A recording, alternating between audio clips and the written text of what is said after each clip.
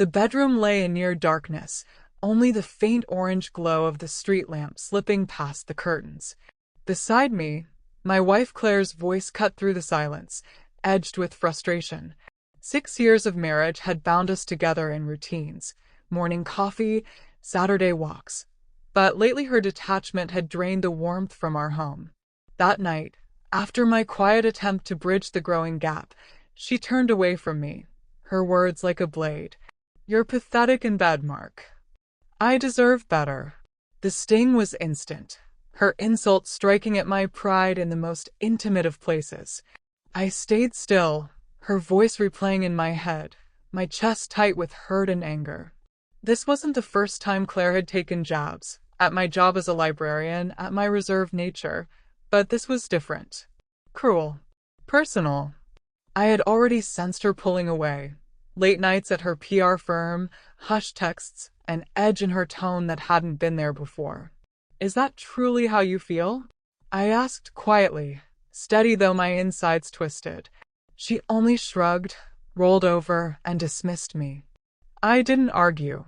Instead, I got up, dressed, and slipped into the guest room, thoughts racing about what came next. The following day, at a friend's barbecue, Claire's closest friend Jess pulled me aside. Her expression carried unease. "I shouldn't be telling you this," she whispered, "but Claire's been talking to someone else. She says she's unhappy." My stomach dropped. Her words confirmed what I'd feared. Claire had been confiding in her about a coworker, Ethan, praising his charm, his attention, while calling me inadequate. Jess's confession wasn't idle gossip. It was proof. Proof that Claire's sharp words the night before were part of something larger. I didn't confront Claire there, not in front of friends. Instead, I watched her from across the lawn, laughing easily, so different from the venom she had thrown at me the night before. Back home, I found her phone sitting unlocked on the counter. I read the messages, flirtatious, intimate, leaving no doubt. My hands trembled as I scrolled, but instead of exploding, I acted with quiet resolve. I printed the texts, set them on the kitchen table with a note. "You called me pathetic. But these messages show who's really lacking. I'm done." I packed a bag and left for a friend's place.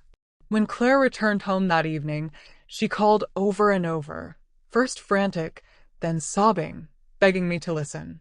I didn't pick up. Her insult wasn't just an angry slip. It was a window into where her heart had gone. Jess had ripped away the last of her pretense, revealing her betrayal. My choice to leave, leaving her own words and texts as evidence, wasn't revenge. It was me refusing to be her target any longer. The next day, Claire showed up at my friend's door, pale and crying. "I didn't mean it," she swore. "I was just angry. Ethan is only a friend."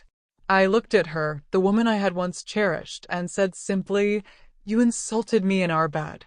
Then, turning to Jess, who had come along, I added, "She told me everything." Claire broke down, stunned that Jess had spoken, unprepared for my calm refusal to beg for her respect. I met with a lawyer, not to file immediately, but to understand my options. Claire kept texting, flooding me with apologies and promises to cut Ethan off, but trust had already fractured. I thought back to our marriage, the laughter at dinners, our shared hopes for a family, all of it tainted now by her cruelty and betrayal. Jess's confession had forced me to face reality, and my decision to leave had made Claire face the cost of her choices. We tried counseling. The sessions were raw. Claire admitted her insecurities, how Ethan's attention made her feel wanted, how she had attacked me to justify her own disloyalty. I confessed the depth of my hurt, how her bedroom insult and her affair had shredded my sense of worth. She ended things with Ethan, handed me her phone for transparency. But trust hung by a thin thread, slow to repair. Months later, we remained apart, living through a separation. Claire wrote letters, attended therapy, tried to prove honesty, but I couldn't yet forgive. Her cruelty, coupled with Jess's revelation, had changed me, showed me I deserved better than contempt. One evening she left a voicemail, her voice fragile. "I'm sorry I broke you, Mark." I listened in silence. The pain still sharp, though dulled with time. I wasn't sure if we could ever mend. That night in our bed, her words had splintered my trust.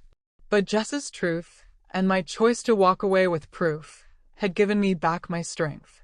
We weren't whole, but we were finally honest, facing an uncertain future with clarity.